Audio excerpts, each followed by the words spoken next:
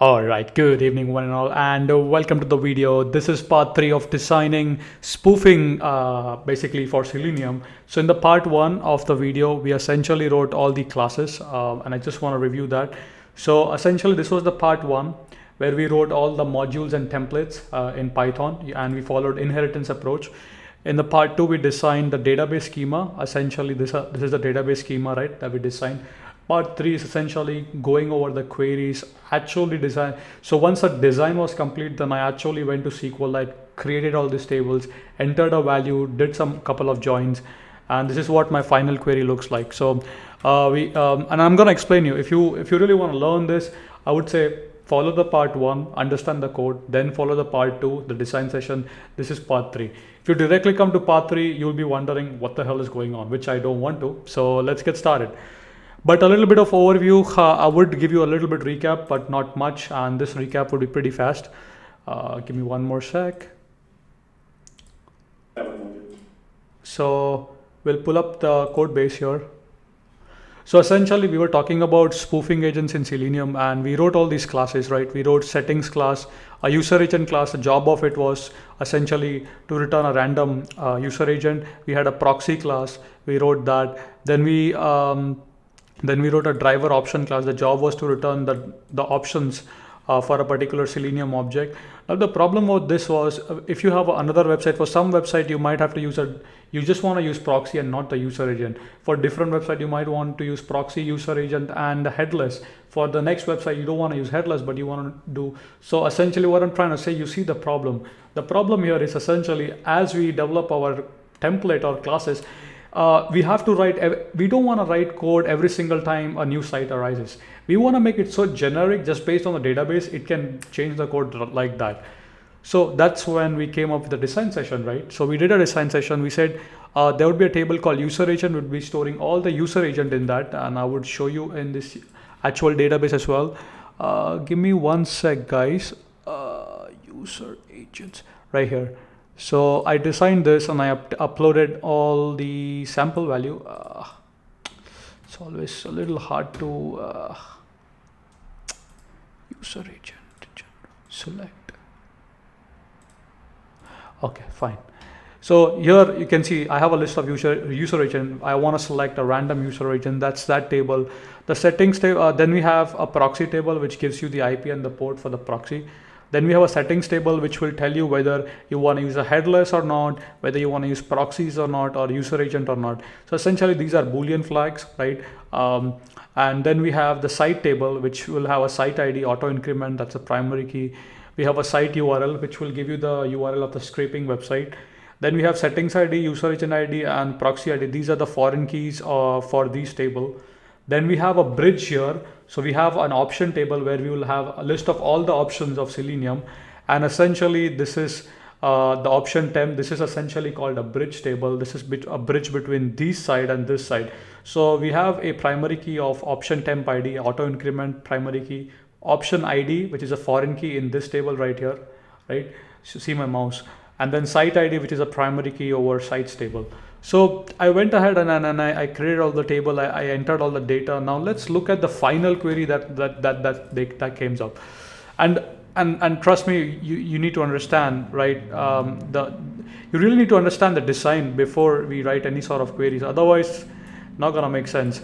So first of all, what I did is for the use. So every time so this essentially stored proc would be, or query would take essentially a site, and based on that it would return you all the settings for Selenium for that site. For example, when I say site 1, it would return me the URL. Every single time I run the query, it would give me a random user agent. So as you can see, I am this query right here says select user, and let me zoom in. Select user agent from db.user agent, order by random. So you're randomly ordering and taking the first out of it, and we are taking a user agent. So this would give me the user agent. This essentially is coming from, if I can do a little bit here, this is essentially when we join the table. So we essentially say grabbing the scraper URL from the main table, that's the sites table. Then what I did essentially is, it's a little hard to see, but then I essentially, as you can see the diagram, and I'm trying my best. So as you can see in the diagram, I did an inner join. So essentially, the first join that I did essentially was on the settings table. So as you can see, the settings table, that is setting ID, and on the site ID, and on the sites table with the setting ID. So in the site table, I have a foreign key called setting ID, and here it's a primary key. So I did a join, that way I could show the user what the appropriate setting is. By doing that join, now I have access to all the columns in the settings table, which starts with the alias SS. So now then I said ss dot is headless. So I'm accessing, I'm showing whether the user asks for headless is proxy. So essentially these three are the settings. You can add as many as you want. It's pretty flexible. So that's that. Then similarly, I did a join on the proxy table for proxy port and proxy IP. Now, for the Selenium option, now this was a little tricky. As you want to go here, now you are on the site table. So this is a bridge table, and in order to do this, the way to go this is you need to join the site ID with the site ID here in the DBO option tab, and then essentially you join the option ID with the option ID with essentially the option ID, and then as you can see in the code right here. So I did a left join first on the option temp, that is this table right here. Check my mouse cursor with the sites table, right? So I did that. I joined this two table essentially, and if I could hopefully take a pen, maybe draw. Yeah, it seems like my pen is not available, but for some reason, but that's fine. So essentially I joined this one and this one. Okay, after joining this, I did a left join. That way I would have all the information. Then I did an outer join on this table right here and the option table right here. After doing an outer join, then I have access to all the attributes in this table for a given site ID. So then I can say OT, I give an alias of OPT.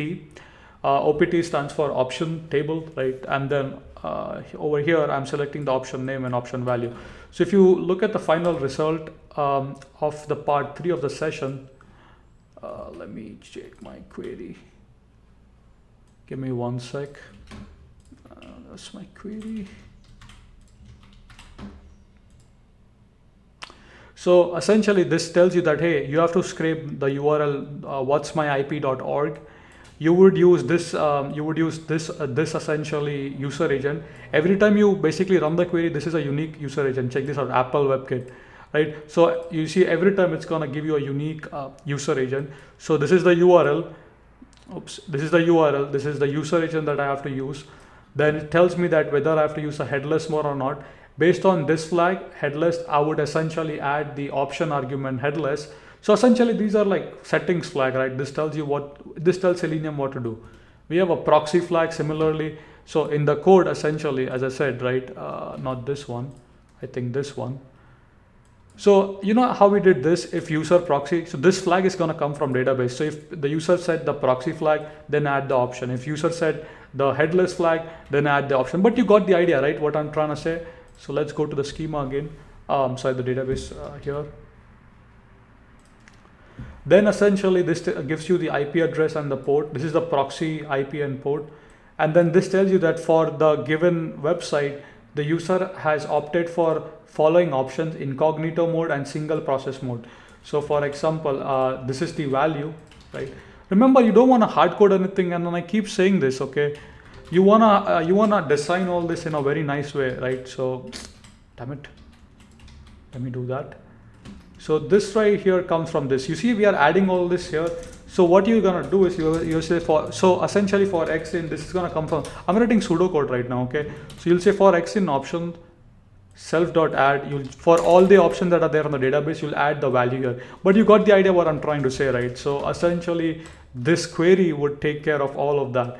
And as I said, you can add more and more options here. I mean, I did not have time to do all the options here, but I did design the, as you can see here, sorry about that. But as you can see here, so I did not have time to add all the options, but this schema or this design would take care of most of the stuff.